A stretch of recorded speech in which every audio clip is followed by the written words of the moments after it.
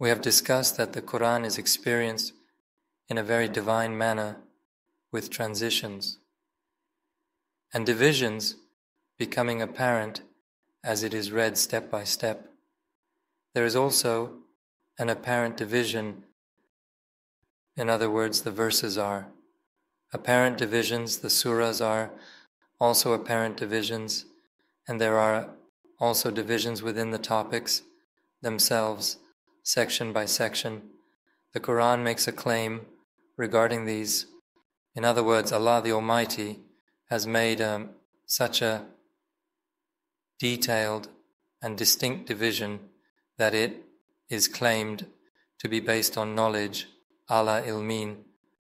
Therefore, behind the appearance of plain prose lines seen by a simple eye, there is a very advanced claim by Allah the Almighty.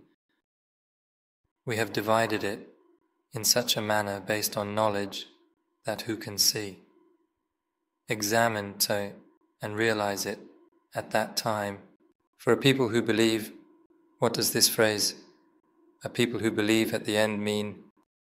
Those who use their eyes, ears, and heart in the pursuit of truth to attain the confidence of correct knowledge and the satisfaction it provides, or is it like the Western understanding of faith, where there is no place for reason, no place for research, no place for examination, and especially no place for evaluation, or being convinced?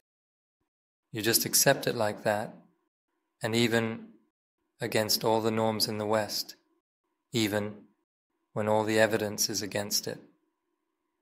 And your reasoning tells you the exact opposite. You accept it just because it is faith, crushing and pressing it, breaking and scattering your inner self. That is when perfect faith happens.